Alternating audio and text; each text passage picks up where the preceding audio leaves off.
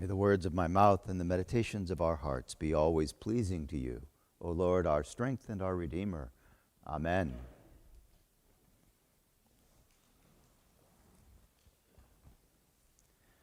This morning at the 8 o'clock service, we were talking about this image of God coming to judge.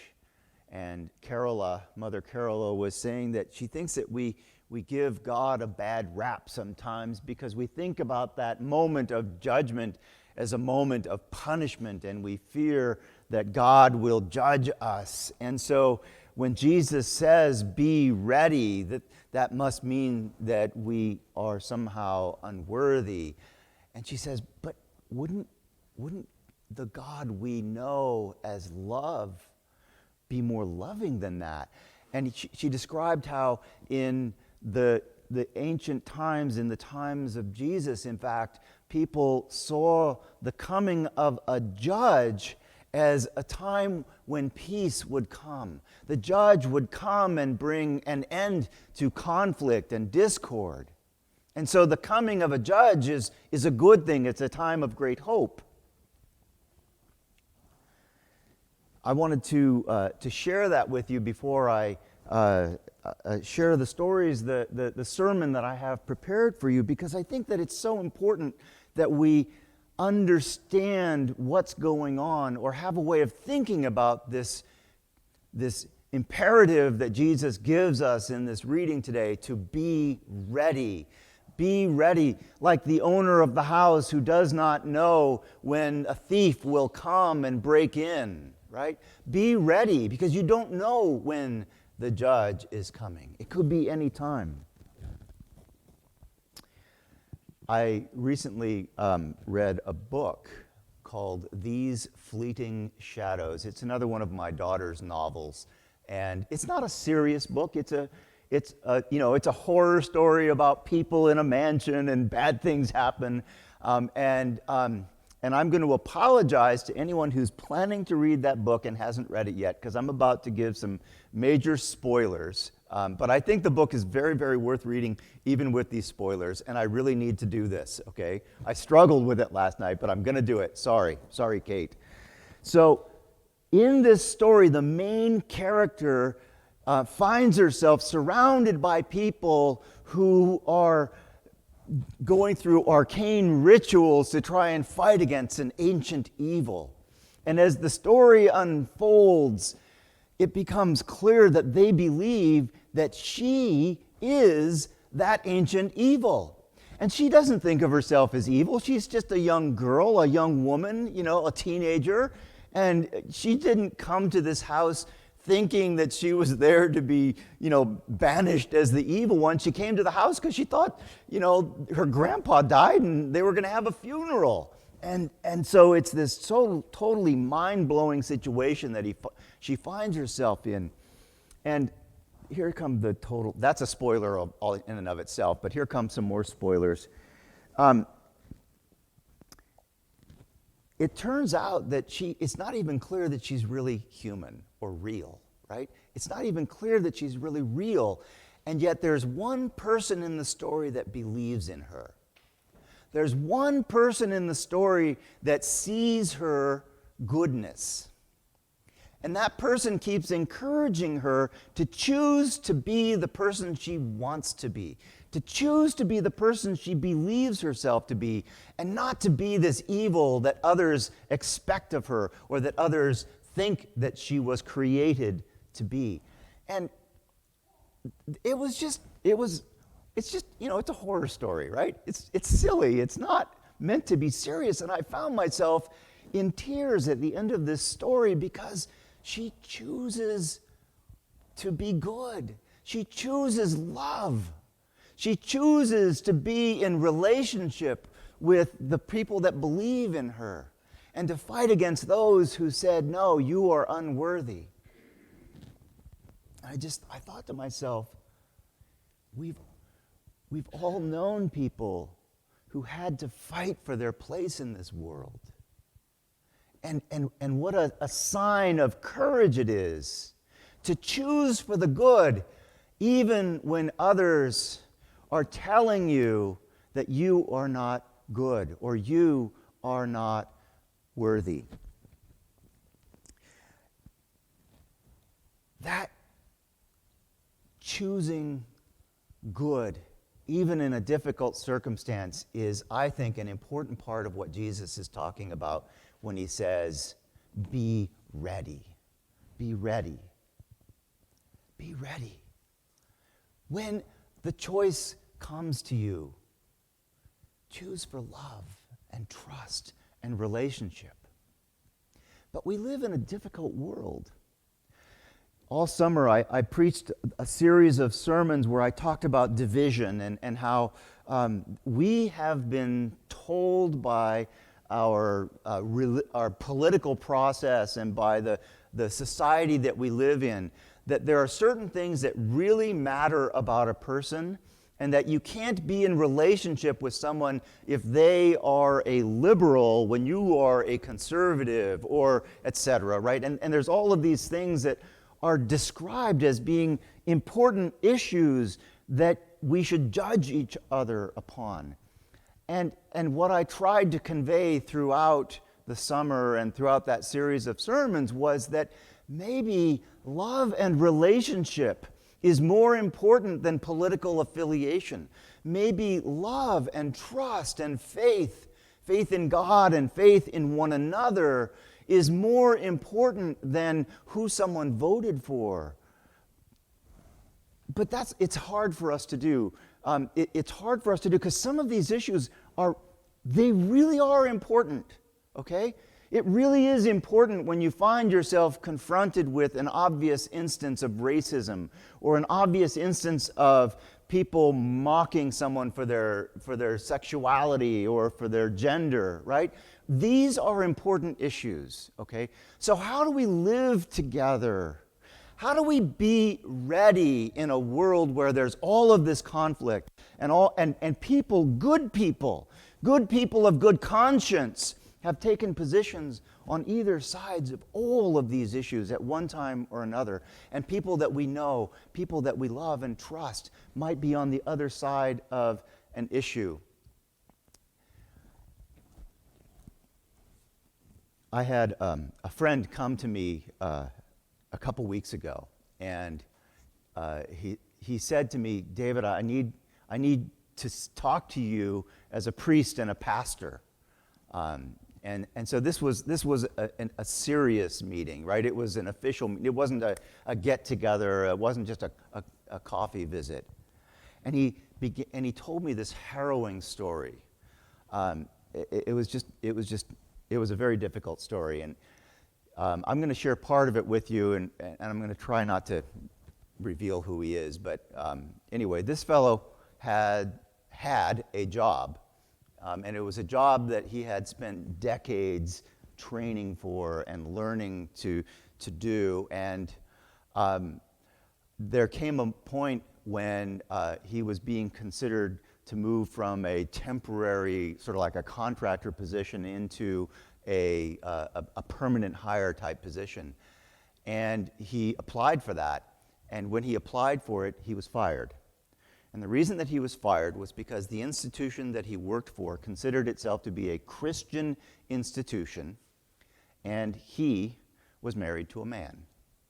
And so they fired him. They said, you cannot work here because you cannot be a part of this institution.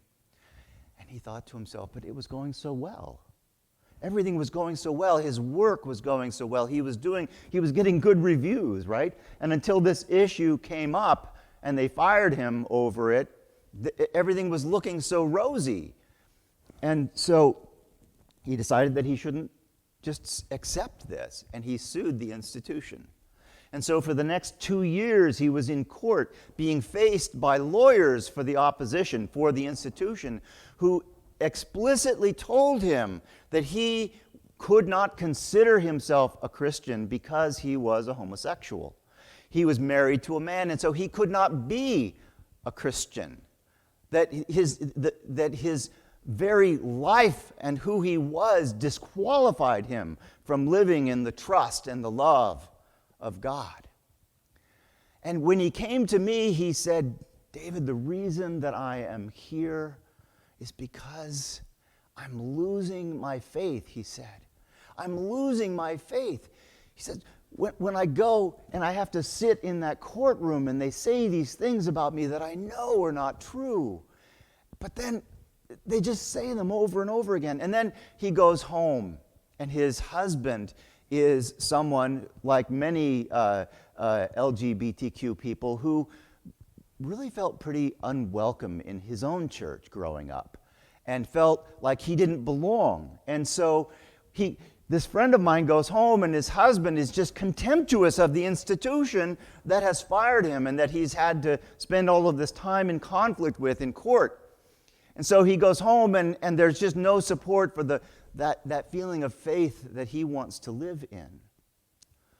And it was just heartbreaking. It was heartbreaking to hear it. How do we choose love and trust in God and faith when the world around us is telling us that we are unworthy of God's love? How do we choose love and trust in God and faith when our own family is telling us that there's something wrong with us? But I told him, I said, you aren't actually here because you're losing your faith. You're here because you are suffering. You're here because you don't have the support of a family and a church around you to tell you that you are indeed a beloved child of God. And I think that's where it comes back to this question of what does it mean to be ready? And what does it mean for God to come as judge? And are we supposed to sit here and judge whether each of us is worthy to be considered a Christian? Or are we called to live in God's love and share that love with one another? This issue goes beyond even the question of human sexuality or gender identity that have divided our own church so many times over the past several decades. It goes beyond that. We did the Sacred Ground curriculum a year and a half ago, and it's this really powerful curriculum that calls us into an awareness of the structural racism that we have participated in, especially someone like me, a white male, priest, rector in charge of the congregation. These issues are endemic to the world that we live in. And then later, I was invited by our bishop to participate in a colloquy, the title of which was Feminism for Men. And in this colloquy, it was very, very uncomfortable. We became aware of all the ways that, as all of us were in the group were straight white male men, right? The straight white men, all of us became aware of the ways that we have benefited from the sexism and prejudices of our society. And it's a challenge to even become aware of the ways that your privilege has benefited you. But it's a worthwhile challenge because it allows you to see the ways that you have failed to recognize Christ in someone else. It calls us into looking for the image of God in others instead of judging them. It calls us into a judgment that brings peace and relationship instead of a judgment of condemnation and punishment. I thought to myself, as my friend finished telling me his story, how sad it was that he didn't have a congregation to go to tell him that he was a beloved child of God. And he didn't have a family that he could go home to where he would be reminded that he was indeed a beloved child of God. And so I want to suggest that maybe, just maybe, the best way for us to be ready isn't to look busy, as the bumper sticker says. Look busy, Jesus is coming, right? No, maybe the best way for us to be ready is to open our hearts and to become aware enough of the way of our own selves that we can begin to see the other. There are so many people who don't feel welcome in our churches because they just feel that judgment coming towards them. I've watched my own children struggle with being judged for who they are, and at this point, they're not coming to church. And that breaks my heart. I want this to be a place where people can know that they are beloved children of God. And that means all people. I think it's really important at this point to remind ourselves that that means people who voted Republican and people who voted Democrat. That means people who were Trump supporters and people who voted for, what's his name? Joe Biden, that guy. Yes, Joe Biden. And what about people whose brains operate differently? exactly. What about people who eat differently? Let's talk about those people and leave off the political, please. Well, the political is going to be there because it's an important part of what we. It doesn't have to be there on Sunday morning. This time it does. Well, that's what I'm preaching. And absolutely, disabilities are also a place where people, you've heard the phrase ableist, right? That people who are disabled find themselves unwelcome just because the space that they walk into doesn't work for them. It's not set up for them. So maybe the way that we can be ready is to be a welcoming community. Maybe the way that we can be ready is to be that safe place for people who identify differently, either because of their gender or because of their sexuality. Maybe we can challenge ourselves, even when we disagree on issues like whether politics should be talked about, okay? Even in that case, we should look for ways to trust in faith, to love and trust in God, and to be faithful with one another, even when there are strong disagreements. Because there's gonna be strong disagreements. Maybe that's what we're called to. Maybe that's the readiness that we are called to.